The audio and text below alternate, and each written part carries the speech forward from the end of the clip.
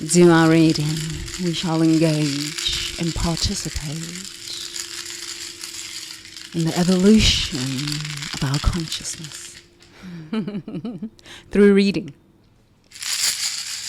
Okay, let's do this. So today is day 43. Day 43. 4 plus 3, 7. Chapter 7. The divine instructions you're desperately avoiding. Financial instruction.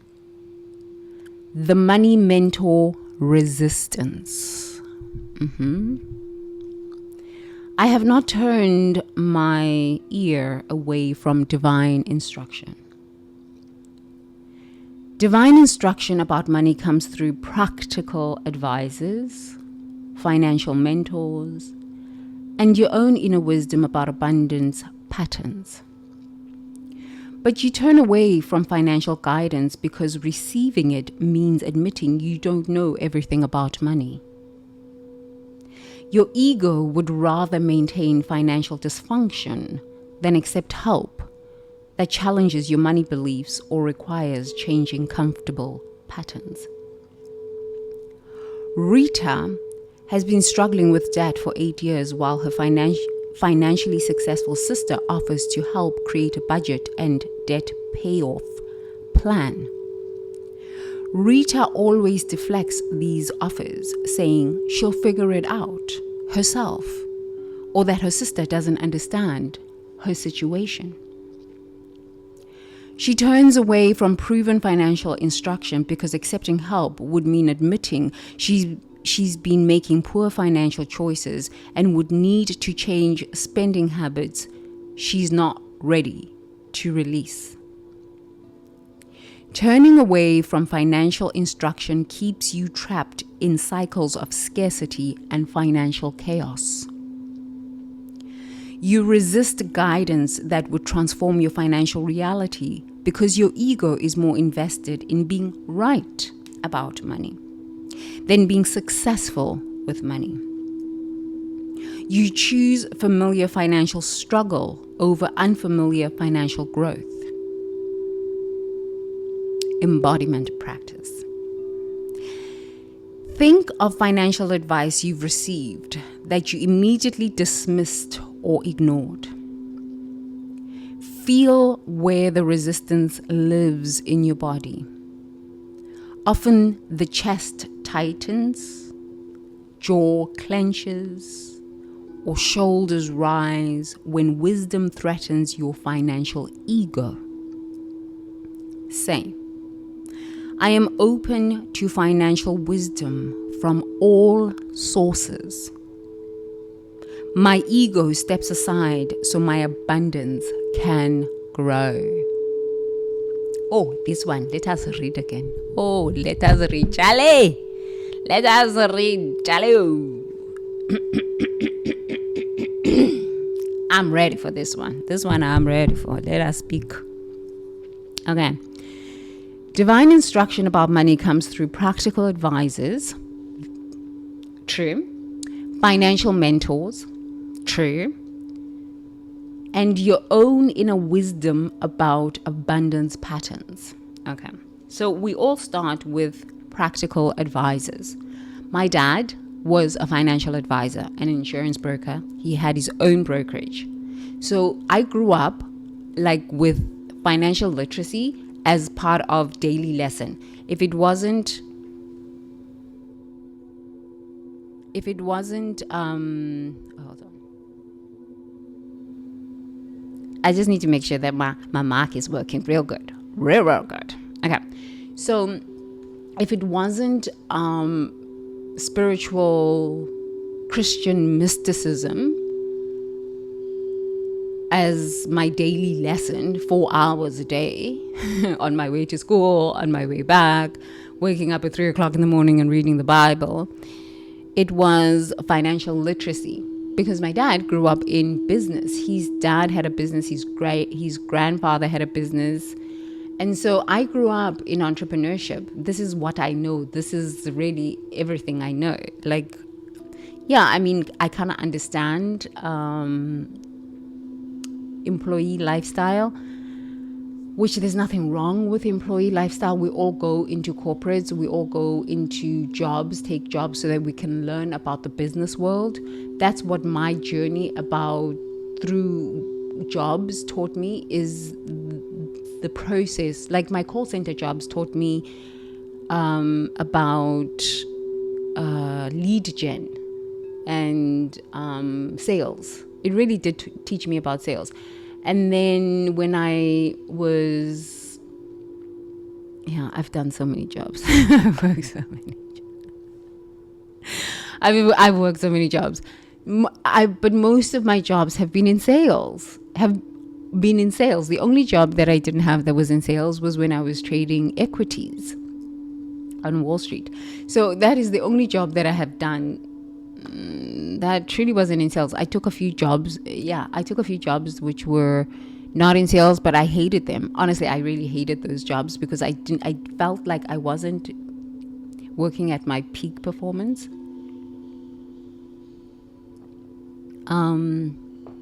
And then when I was building my own business consulting, I loved it because I still needed to get clients, but get clients, just even listen to that languaging, get clients, lack consciousness. It's like, I need to go get clients. It's just starting from a place of lack. But I found that it was, for me, it was like the sales and the marketing, but not from like tactics, right? So there's strategy and then there's tactics. I didn't enjoy the tactics part. That's like the Facebook ads, the YouTube ad. Those are just tactics. The strategy was what really made me happy. Like, strategy was what made me happy. But really, strategy is part of sales, is part of growth. So that's what I really, really enjoyed about building a consulting firm. Because I grew up with a financial mentor. I grew up with a dad who was always into the strategy of helping people be financially sound, because that's how he grew up. Okay. So I totally agree with that. Financial mentors. I totally agree with that. And your own inner wisdom about abundance patterns. This is where your own inner wisdom about abundance patterns. This is where I literally had to crash out. Why? Because now this was ancestral. So everything else was external. A father who was financial planning, own brokerage, insurance brokerage, financial mentors. I listened to a lot of them. I read a lot of books, Warren Buffett's books, a lot of trading books, because I was deep into the psychology of trading. I read a book, The Way of the Warrior Trader. I read so many books, but I read a lot of technical analysis books on trading stocks, and I read a lot of books on managing money and debt and all of this. But most of the time, I was interested in the psychology of it. What makes me do what I do? What makes humans do what they do? What are the patterns that are running human beings that make them do what they do? I spent most of my money buying financial psychology books. That's what I really, really, really enjoyed. And then I realized, okay, that's the psychology, but where do we get our psychology? Our psychology comes from our ancestral lines. Mirroring. I'm back to quantum physics. Oh my God. I'm back to quantum physics. I watched like 20 years ago, What the Bleep Do We Know? What the Bleep Do We Know? It was like a documentary where they were interviewing all of these neuroscience. I think there was some neuroscientists, but quantum physicists, and I think there were some doctors there, but all of these people, okay? And I was sitting there in my house, and I was just like watching this. If you haven't watched What the Bleep Do You Know, please go watch it. I was sitting there and I was like, damn. damn, this is some stuff that my dad used to talk about. This is some stuff that my dad's friends used to talk about. But they used to talk about it from the Zulu perspective. The Zulu perspective, which it was so beautiful 20 years ago. I'm Paurifal. So you can imagine, 20 years ago, I was 24. Exploring quantum physics while taking psychology classes. Exploring quantum physics. That was my initiation into quantum physics, was that movie, What the Bleep Do We Know? But it was beautiful to understand that from the Western perspective, because I had that training from the Zulu perspective, from the African perspective. So as a Zulu woman, I am a child of the stars. And quantum physics is taught. We are taught, well, my dad taught me, but he taught it in story form. And then there was another guy in church, at the church that I used to go to. He was a scientist too.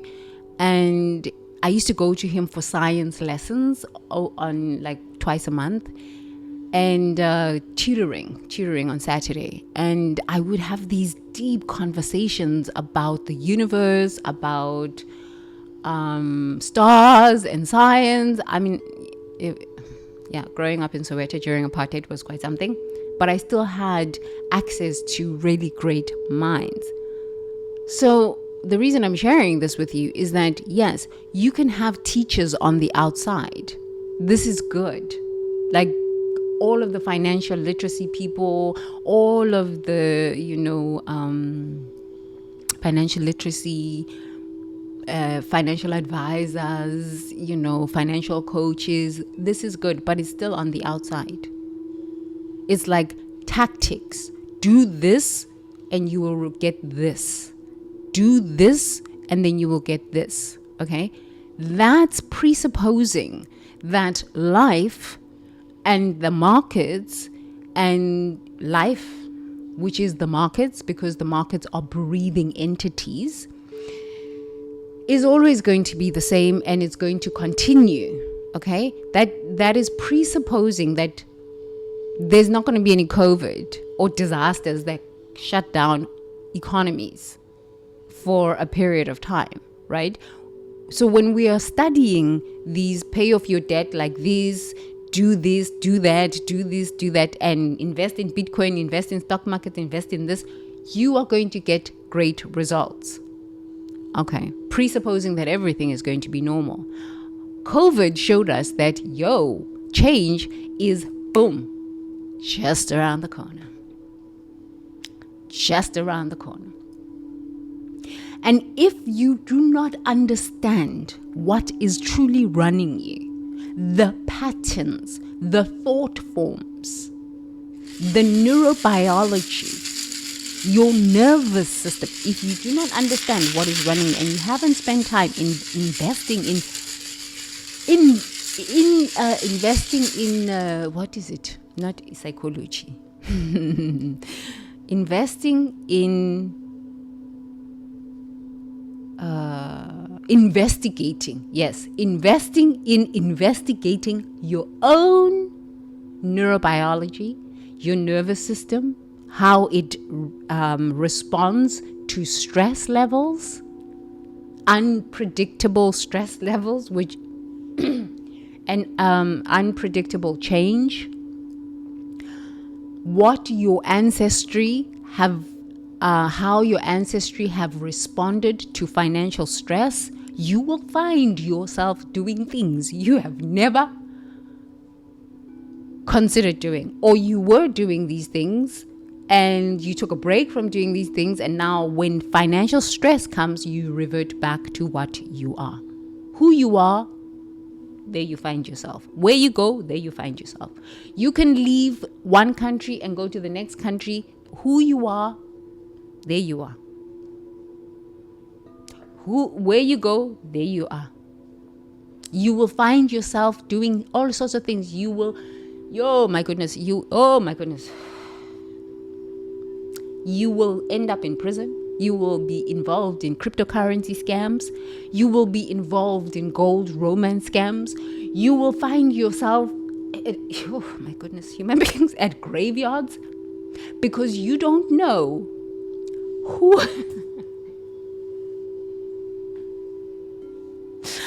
who you are. You know what to do, but who you are on a soul level, on a my goodness, you will find yourself doing all sorts of strange things.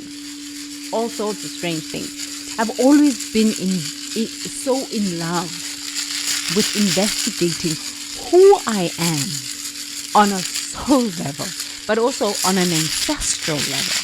Because of growing up in a family that was entrepreneurial, because of growing up in a family that had an empire and then crash empire. I was like fascinated by this stuff. I said, on a soul level, as a soul, why would I choose to incarnate into a family that is so powerful, that is so wealthy, and then things happen and then it's just they lose everything? What is going on here on a soul level? Why did I choose this change? Because as a soul, I understood inherently that I could handle change, because I've done this thing called life many, many lifetimes. Many, many lifetimes. So it's like I can handle change. Change is my thing. And I won't spin out of control where I'm involved in things that I should not be involved in, because I'm mature enough as a soul. As a soul. So as we journey through life, honestly, as we journey through life, it is imperative that you do, yes, take advice or explore advice from financial advisors, from, financial planners, money mentors. But the most important investigation is thyself. What did my mother think about money? What did my father think about money? What did my grandparents think about money? What did my great-grandparents think about money? How did they handle change? How did they handle financial pressure? This informs you more than any financial advisor can inform you. Because we are in a state of change. Change is constant. Change is constant. And this is all you can trust, change. And if you cannot handle change and you spin out financially, it can have some devastating consequences. If you live in delusion, illusion, lies, and confusion, during a time of stressful change, you will revert back to your dominant thought patterns, your dominant behavior. You will revert back. You could be good for 10 years, 15 years, doing really good, seemingly. But if you're not working on the internal, let me tell you something. Anytime there is change, you will be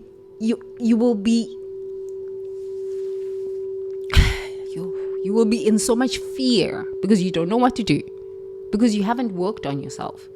What does that mean? Examine the patterns in your ancestral line. What did my father think? How did my father handle stress about money? How am I going to be different? What did my mother? Because you know what? Even though you're a soul being and you might have incarnated from a star system, you chose to come into this planet and be born into an ancestral line. Because you didn't come from a stalk and just land here, boom, on planet Earth. You didn't grow on a tree. You came through a lineage. And that lineage could have incredible business skills, but maybe not so good in handling stress, not so good in handling emotional intelligence. And maybe you are the one in your family that is really good at that, and you are there to transform that energy. But if you don't know and you don't look at yourself and you don't see, in times of stress, my mother handled money problems like this. In times of stress, my father handled money problems like this. In times of abundance, my parents handled finances like this. My great-grandparents, my grandparents handled money like this. You will revert back to these patterns.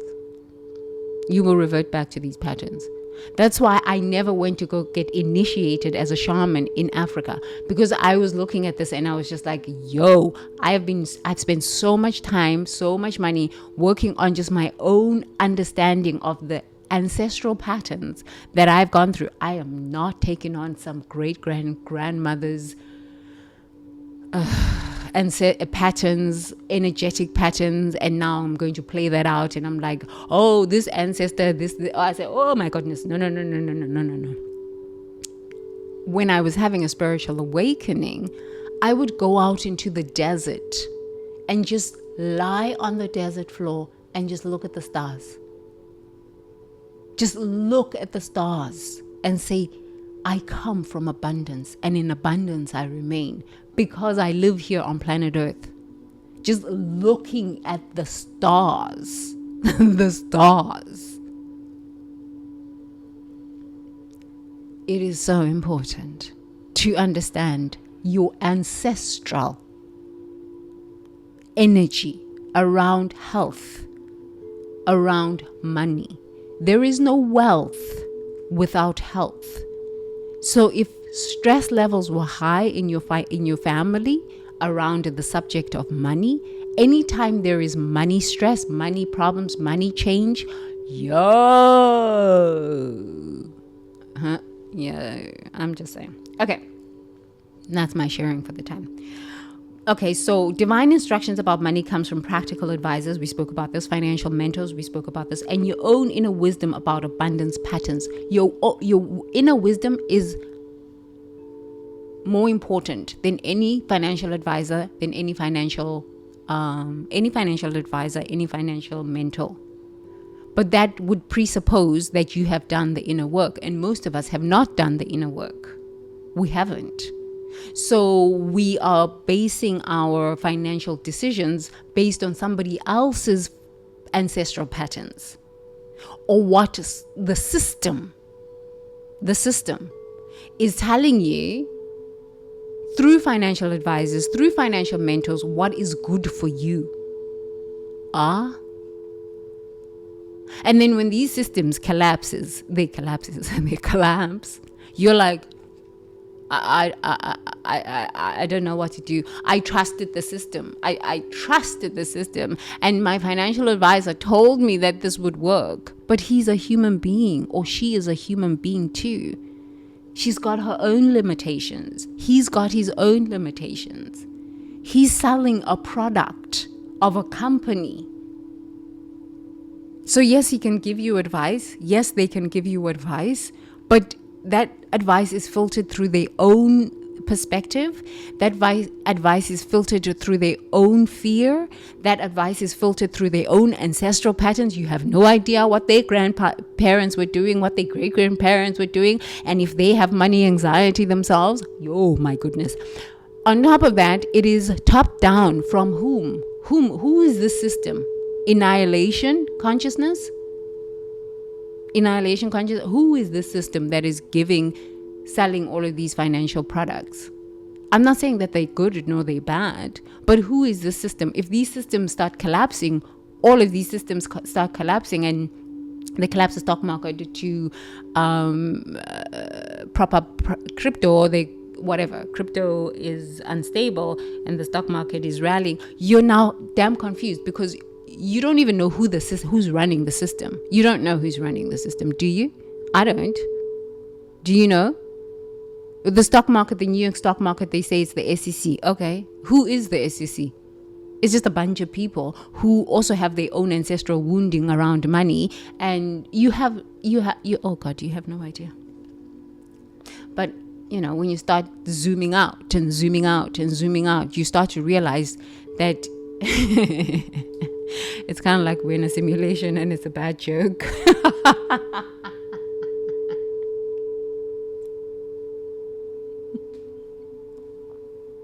So what must we do? We shouldn't have money. No, you should have a lot of it, because from abundance you come and abundance you remain. There, you cannot count the stars. But most of us do not go out into nature and look and mirror our sense of abundance based on nature. You cannot count the grains of sand at the beach. You cannot do this. You cannot count your blood cells.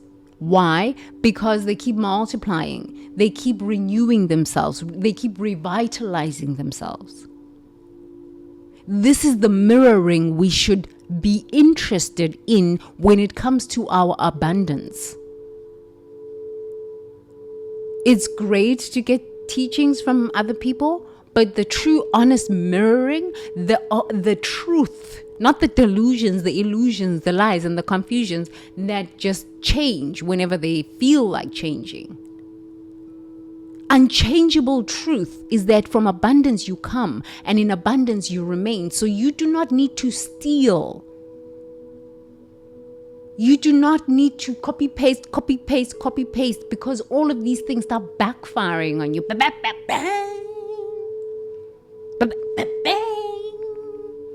And you don't have the inner strength to be able to handle it. This is why people are around money, people always, I don't know why this is, financially confused and weak. Because nobody teaches us this. Nobody says, yo, go outside, hopefully to the desert. I used to love going into the desert there in California and just sit at night and just look at the stars and say, I cannot count. I used to lose track of how many stars there were. And I said, I come from this. I am a daughter of the heavens. I am a Zulu woman.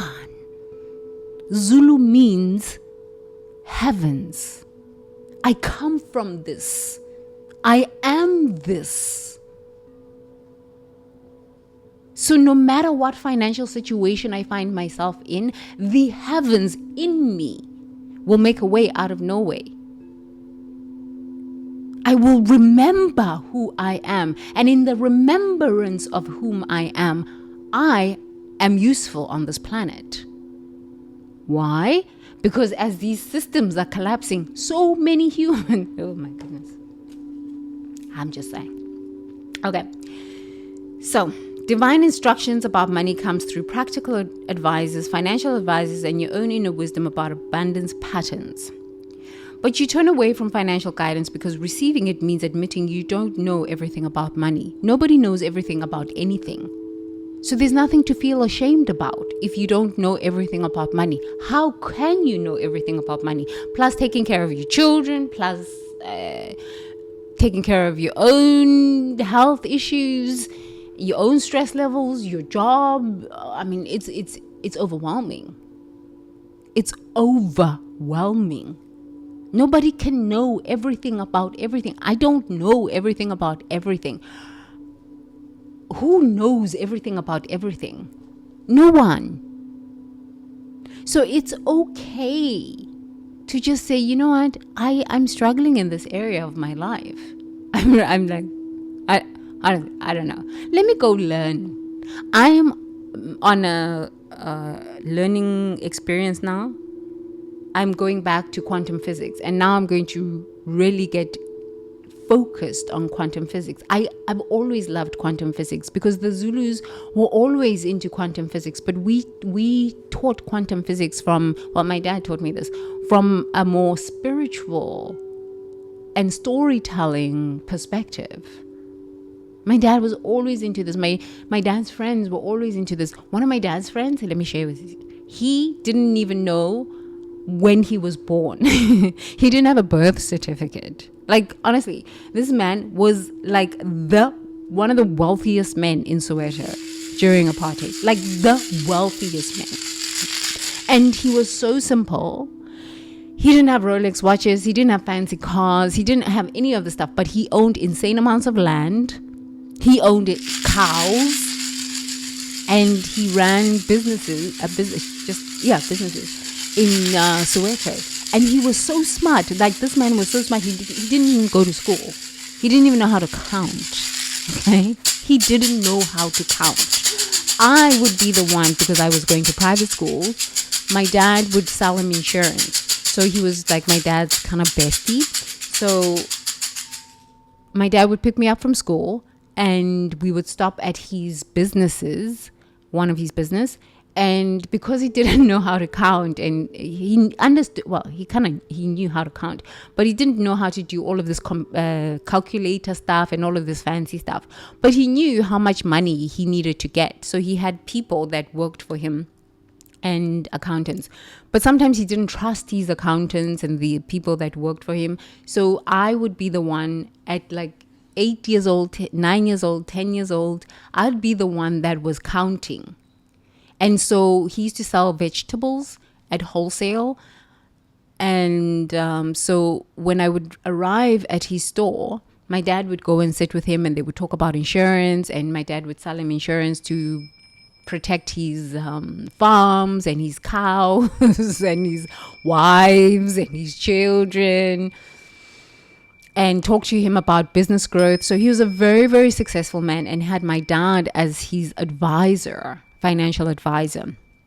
Great. And I was like the learning consulting at like 8, 9, 10, 11, 12, 13 before I went to boarding school.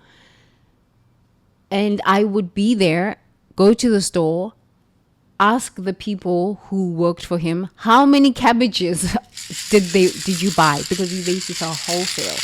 How many potatoes, how many tomatoes, how many cucumbers? And then they would tell me, oh, in this box, there's 200 potatoes or pumpkins. And I'd say, okay, so how much per box? How much are you selling it per box? And then how much per each pumpkin? And I would have to break this all down, and then I would have to count all of this, the boxes on a wholesale level. And then I would go and count the money. So every time we went to go visit my dad's friend, I'd be there 3-4 hours counting boxes of potatoes, boxes of pumpkins, boxes of tomatoes, and then would go to the office and start counting the money with a calculator, because my dad's friend never knew how to use a calculator, but he was one of the richest people. And he had a hella smart man, another Zulu smart man, who was his financial advisor. But he inherently knew how to work business. He just used to say, oh, meaning the ancestors tell me how to run this business. Because his father was a business owner in Zululand. Okay? And if you're American, you're like, wow, I don't even know. Research the Zulus. Grow a bit in your geography. Research Zulu Nation. They are one of the strongest, the most genius tribes in Africa. Okay? So this is why I'm telling you about this. Because sometimes Americans just live in their little cocoon. And, okay, South Africans too. Research other tribes, the Mayan tribes. Okay. Anyway, I digress. Okay, but you turn away from financial guidance because receiving it means admitting you don't know everything about money. Nobody knows everything about money. The reason I was telling you about this man who didn't have any education knew that he didn't know everything about money, so he hired another Zulu man who was his financial advisor, and I was the consultant figuring out this money thing for him, and then I would give him the all of his statements, and he was like, oh, okay, Mabuthelezi, I'm really proud your dad is paying for you to go to private school. It's actually good that he paid for you because now you're useful to me. And then he would give me money. So I started making money at a very young age as a consultant to business owners, like hella wealthy business owners, hella wealthy ones. How I started hanging out with trash, I don't know. Okay. Your ego would rather maintain financial dysfunction than accept help that challenges your money beliefs or requires challenging comfortable patterns. We all have comfortable patterns with money. We all have. And if you do not challenge those, you will find yourself spiraling. Even that is good, because you can start again and say, when I start again, as I am starting again, I refuse to be around this. I refuse. This kind of dysfunction, I refuse. People who are into cryptocurrency scams, I refuse. People who are into romance, gold romance scams, absolutely not. I refuse. Because they come with dysfunction, they come with lies, delusions, confusions that create devastating consequences. I refuse.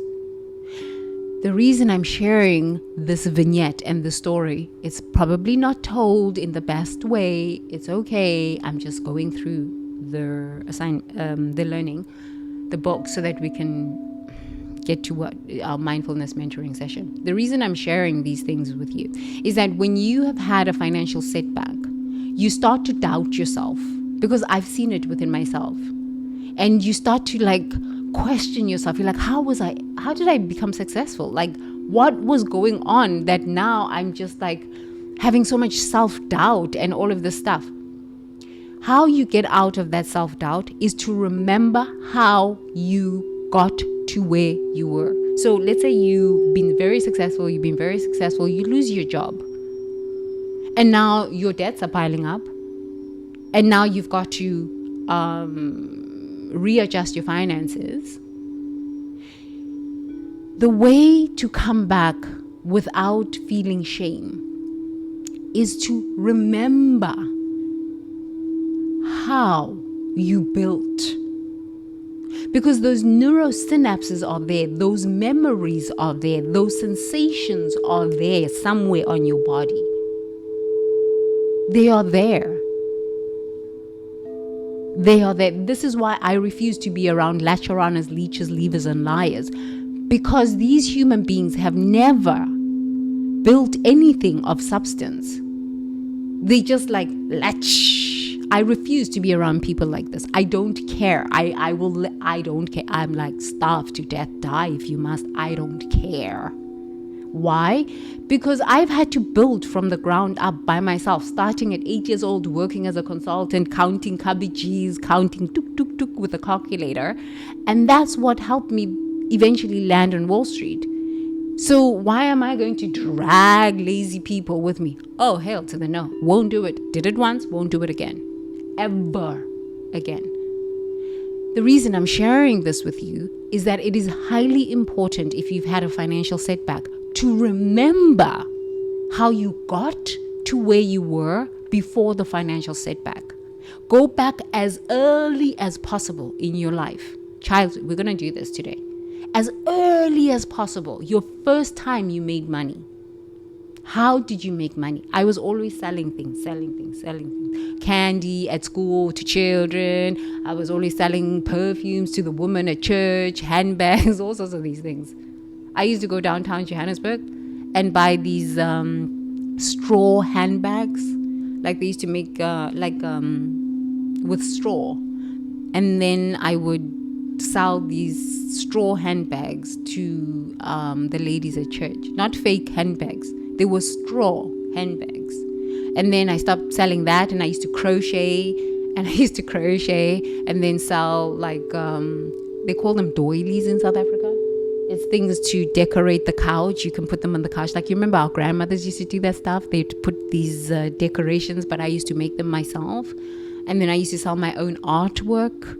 Paint, and sell my artwork. And that really has been helpful, because when you can remember how you did it before, it means you can do it again. You can trust yourself to do it again. Whether it's a job, when you've had a job loss, sometimes you start to feel like, you're useless, nobody wants to hire you. But honestly, you have other skills. You have skills.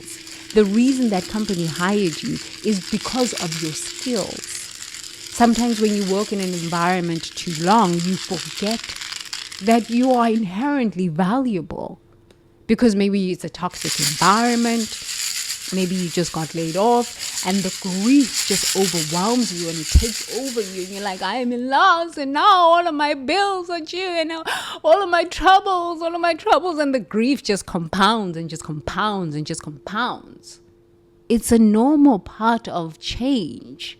It's a normal part of the human experience. When you can stop being the victim and feeling like your life is victimizing you, and pause. Because what happens is, when you have a financial experience that creates a lot of confusion and loss and all of this, is you start spiraling down. Zoom, zoom, zoom, zoom, zoom, clap, boom. You've got to stabilize. Because if you don't, you end up on the street. Honestly, you end up on the street. And I find that this is mainly for like, okay, not mainly, not true, but people who are weak who are weak spiritually. Okay, let me rephrase that. Let me rephrase that because it could be mental illness. And then if you are like, you have a lot of a lot of challenging experiences, and you don't have like a very strong spirit, you can just start giving up on life. When you give up on life, the next stop is the street.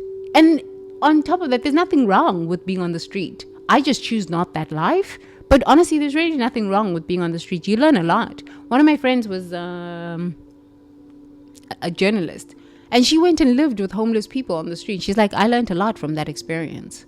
I learned a lot from that experience. There's always something to learn in this life. Eckhart Tolle was on the streets, and he had his spiritual awakening, and he was like, oh my goodness. So there's inherently nothing wrong with that. It's just an experience and a part of your human journey. But that's just not my thing. I'm royalty. It's just not my thing. It's just not my thing. But this is why I always say there is no wealth without health.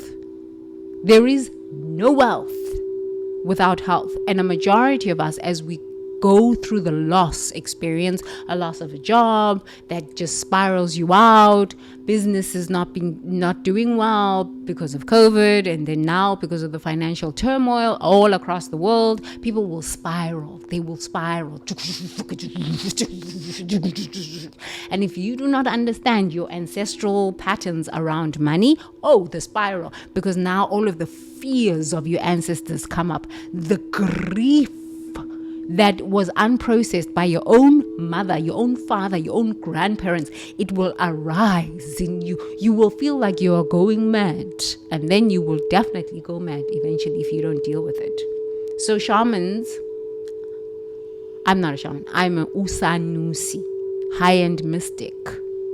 Because I had to learn this stuff myself. I had to sit by myself. Nobody was there to help me. I had to sit with that energy and that grief and the tears and all of that stuff. I was like, yo, this stuff is real. It's for reals, for reals.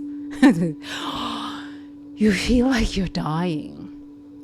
But the reason I can share these vignettes with such enthusiasm and with such confidence and tell you how to get out of these sorts of things or how to stabilize yourself fast is because I had to do that for myself. I had to walk the path myself. It's quite something, but it's fun to go through it. Because once you stabilize and you start building and you're on the other side, you're like, whoa, that was an experience. What a story! What a story. Okay, so let's read. Rita has been struggling with debt for 8 years while her financially successful sister offers to help create a budget and debt payoff plan. Rita always deflects those offers, saying she'll figure it out herself, or that her sister doesn't understand her situation. She turns away from proven financial instruction because accepting help would mean admitting she's making poor financial choices and would need to change spending habits she's not ready to release. Sometimes we're just not ready to release these habits. We need to have a complete breakdown.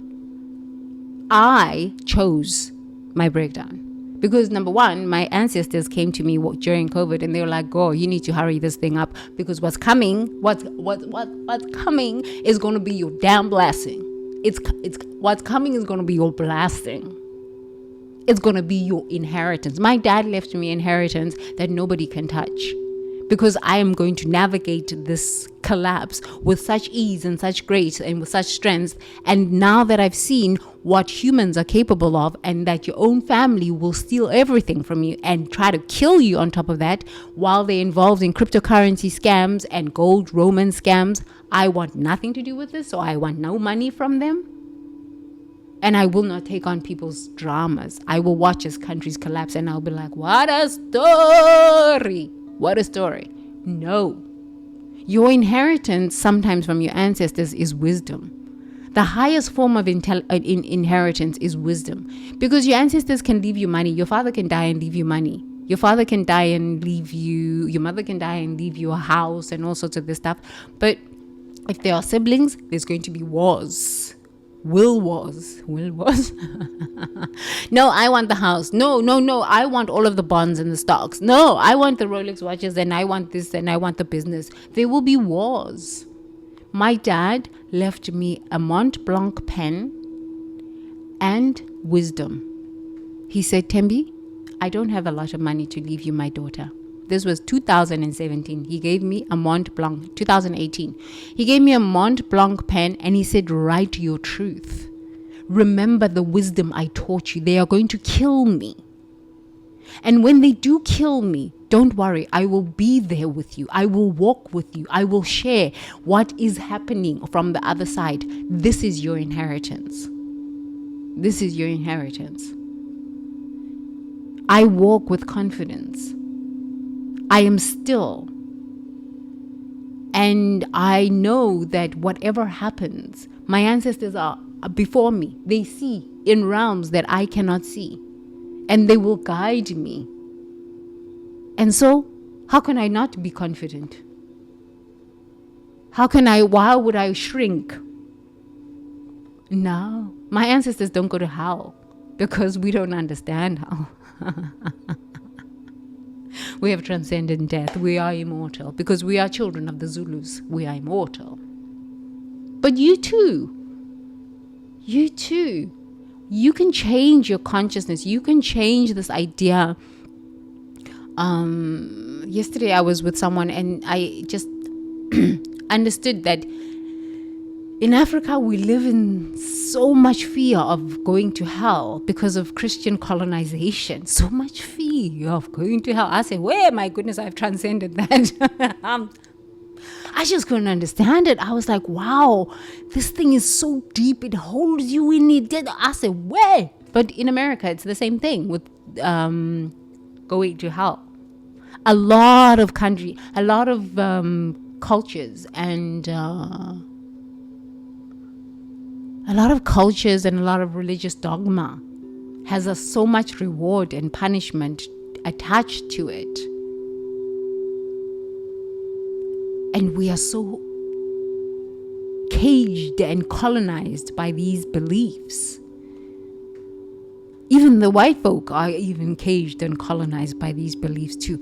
And these beliefs also include money. It's not just religion, because religion is highly tied to money. Health is highly tied to money and religion. And, oh my goodness, it's a lot. Okay. Some people are just not ready. Sometimes you're not ready to release the patterns. It's okay. Examine why are you not ready to release the patterns. Nobody has a right to come and tell you, this is how you should do it. This is how you should do it. This is how, because who are you? Who are you to come and tell me, except if I come and ask you myself and say, please can you guide me? Please can you help me? And I'm willing to pay you for this. Who are you to come and tell me how to live, how to do, how to work it out? Because you don't know what lifetime I am functioning from. You don't know what ancestral contracts I have made that I need to break so that I can fulfill my life's purpose. Because honestly, if I look at my life situation and I'm like, I'm so glad I just went through this experience alone, because now I don't have to take on contracts and soul contracts and ancestral patterns and contracts that have nothing to do with me, fixing problems that I wasn't involved in creating. I don't have to be involved in this. I don't have to. It's like, wait, it's not my story, not my problem. Not my problem. You killed my father. Yo, not my problem. You know what I mean? So sometimes when you don't want help and your spirit is like, I don't want help from these people. I don't. It's because your inner wisdom knows that there's something fishy behind there. Why are you coming to try to help me? Why are you coming to try to tell me how to live my life? Who are you? God? You are not God in my life. Say this to people. Say this to people. You are not God in my life. You did not create the oxygen. You did not create my lungs. You did not create my nostrils. So until you create my nostrils, my lungs, and the oxygen that I breathe, you have no right to come and tell me how to live my life unless I come to you and I pay you and I ask you for your help. Especially for people in the collective culture. Africans, Asians, Hispanics, all sorts of this stuff. Who are you to come and tell me? But we are doing this for the family, for the greater good of the community and the country, because we are one. I'm sorry, I'm not one with crooks. I want nothing to do with this. Why should I agree to this? I did it once. I won't do it again. Why would I want to agree to this? No, thank you. I will trust that the God that created me, that created the oxygen I breathe, the nostrils that I breathe through, and the lungs in my body temple will guide me to the right place in the right way. Anything else, I'm not willing to trust, because I've trusted it and I almost died. So no, thank you. And my father was killed for these sorts of things. So no, thank you. Thank you, but no, thank you. So anybody coming to you wanting to tell you how to live your life, tell you how to run your money, tell you how to try to control you. I mean, sometimes these people have some serious problems. They are on their way to prison and they want to drag you into their mess with, oh my goodness, oh. I would rather go teach English than be dragged into prison for things I wasn't there for. No, thank you. No, no, thank you. Okay. So turning away from financial instruction keeps you trapped in cycles of scarcity and financial chaos. Sometimes you just gotta listen. You know, you just gotta listen. I'm climbing again, and I'm now. What did I do yesterday? Yesterday, I started with my quantum physics, because I've always loved quantum physics. So I started going back to quantum physics because I speak these things. God does not die. Energy cannot be created nor destroyed. This is quantum physics. But I was like, okay, let's look at it from an abundance perspective. From abundance I come, and in abundance I remain. This is a truth. From the stars of the heavens that I come from, I remain. How does this become a reality in my life? I went out and I went to speak somebody, and I was coaching someone yesterday. I was like, I'm back. I've always remembered myself to be this. Back to the coaching of business owners. Oh my goodness, this is amazing.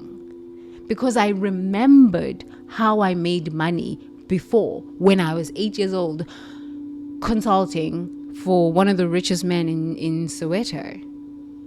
Okay? So sometimes you just gotta listen to your spirit and then move from your inner knowing. Move from your inner knowings. When you move from the outside in, you always feel shaky, because it's not truth that you know for yourself. For reals. It's like it's somebody else's truth. But when you know truth for yourself and you say, okay, no matter what happens financially, even if I lose money in the stock market, even if I lose money in crypto, or my job or my business goes belly up, I trust myself. And from that place of trusting, I can then listen to what a financial advisor is saying, listen to what a stock market advisor is saying, and then be able to weigh what works for me and what does not work for me. Because I trust my inner intuition. I trust myself around loss. I trust myself. And if you've lost a job and you're just feeling so financially out of control and you are in fear, let me be the first person to say, I'm so sorry that is your experience right now. But it's an experience you can live through. If your business has gone belly up, if people have stolen from you and they thought that they took everything from you, and let me be the first person to say, I'm sorry that you're living through that experience. I'm really, really sorry. but it's an experience that you are living through. Remember, you are living through it. The day you remember how you originally made the ingredients of your success is the day you are free. Why? Because if you've done it before, you can do it again. The neurosynaptic pathways are already there. They're already there. It's just a matter of reactivating them. It's a matter of trusting that as you reactivate them, the confidence will come back. It's a matter of putting yourself in a position where you are now trying something new based on the confidence you have of your previous successes. Like, just for me, this live stream has been such a mission. It's like some days my microphone doesn't work. I say, okay, every day in every way, I'm getting better and better. And I just keep showing up and I keep showing up. And it's just really given me the confidence to just go out and just talk to people. Yesterday was my first coaching day in 3 years. Just first. And I was just so happy. And I was back in my element. And I was just like, oh my God, I'm good at what I do. I'm good at what I do. Okay. So, moral of the story. You don't have to live in your fears and your losses and your woes forever. You don't. It's an experience that you're going through. It's okay. It's a time for you to just learn about yourself and say, I need to learn something here about myself. Not shame yourself, not beat up on yourself. And please do not compare yourself to other people's standards of success, because you do not know if it's even real. Maybe they are thieves, liars, scam artists, international criminals. I'm sorry. I won't compare myself to somebody else, because I don't even know where they got that money from. I don't know how many people's lives they've destroyed to have that money. And I'm not afraid of going to hell. And I'm not afraid of God, because what is God? God is energy. The energy that lives me, that breathes me, that sustains me as the water I drink, the earth I walk on, the air I breathe, the sun that gives me vitamin D. So I'm not afraid of any of these things. I'm not afraid of hell either. So I will not compare myself to somebody else's standards of success. It has taken 3 years to unravel myself from this mess. And I'm like, I won't ever compare myself to anybody. Start first with self-actualization. Who am I? What gifts of divinity am I here to share? How did I build success before? Those neurosynapses are there. So I don't have to go steal. I don't have to go crook people and lie and pretend as if I'm someone I'm not. And when it starts backfiring, I'm like, I don't know. Tell me what to do. I don't know what to do. Of course you don't know what to do. Because most of us do not sit long enough with ourselves and look at our strengths, our beauty, the gifts of divinity that we came into this planet with already. It's the degrees, get more degrees, more certifications. How do you think I know this? Because I've done it. Recently, I was just remembering that I had a corporate wellness certificate. I was like, I forgot about that. I had financial literacy certificate. I forgot about that. Because I was deep in what? The ancestral understanding of the energy of money and stress. So I forgot about all of these certificates and all of these things. And I was like, wow, I forgot that I had these things and I was teaching these things. But I was teaching it from the energy of spirit.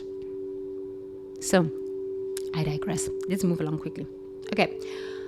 Don't allow people to tell you. Unless you are ready and you have your intuition and you're like strong, don't allow people to tell you how you should live. Because you don't know what they are doing to get that money. You don't know. Whoa, my goodness. Okay. Turning away from financial instruction keeps you trapped in cycles of scarcity and financial chaos. It could be, depending on where you're getting your information.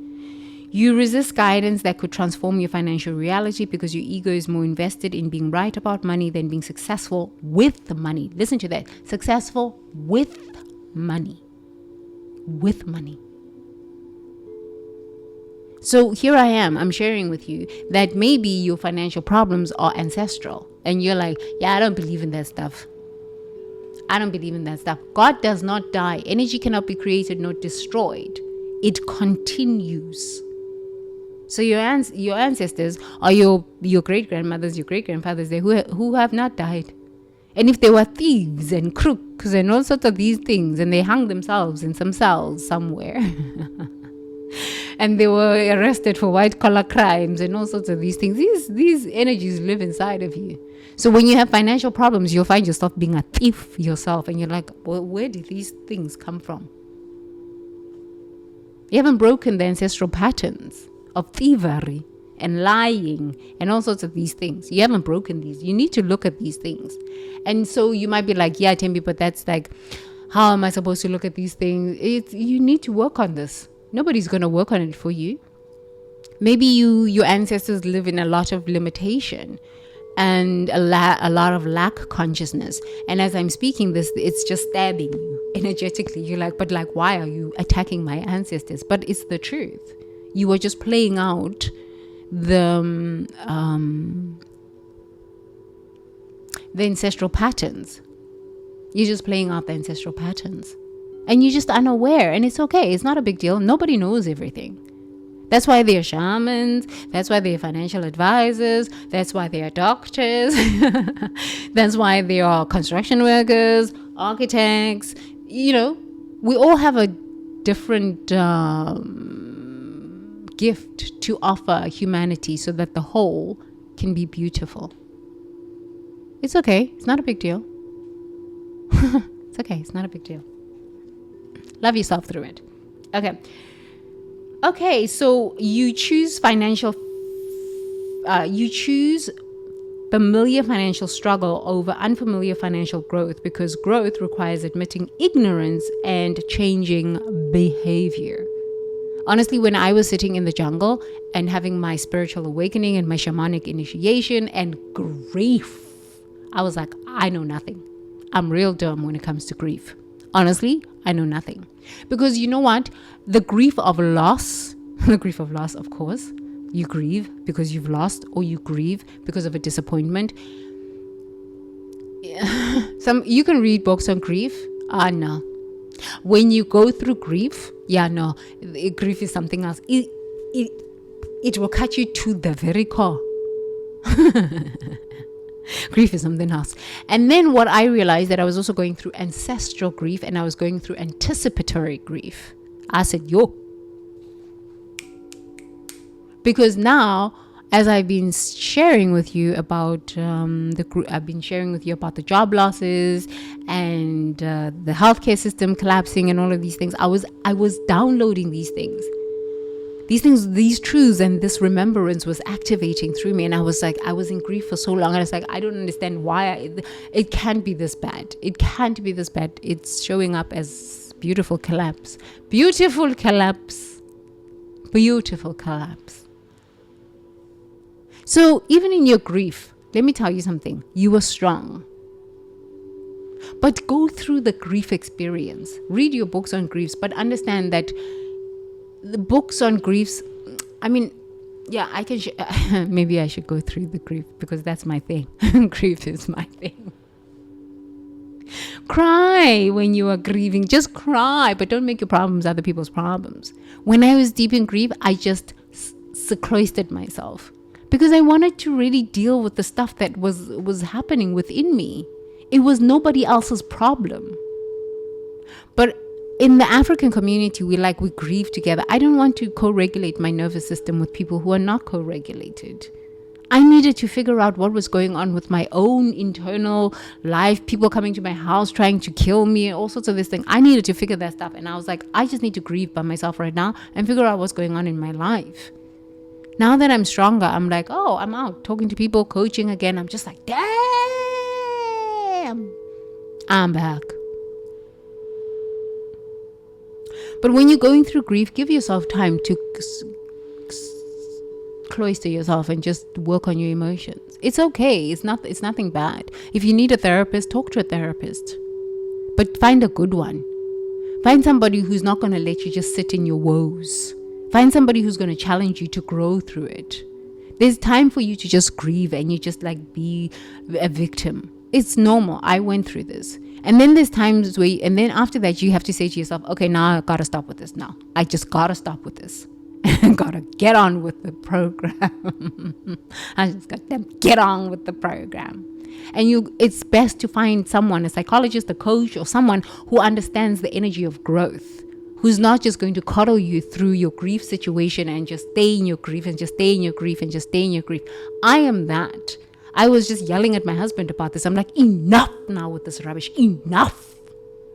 It's a bit of a challenge. In relationships, people can't coach each other through relationships. It's like therapy each other. It's not healthy for the relationship. They need to go find another coach. But yesterday when I was coaching, I was like, whoa, I'm back. Yeah. I don't think couples can do it. Coaching each other, it doesn't really work. It doesn't really work. Okay, so embodiment practice. Think of financial advice you've received that you immediately dismissed or ignored. Feel where the resistance lives in your body. Often chest tightens, jaws clench, or shoulders rise when wisdom threatens your financial ego. As we have been sharing this, how have you noticed patterns in your body? And then say to yourself, I am open to financial wisdom from all sources. My ego steps aside so my abundance can grow.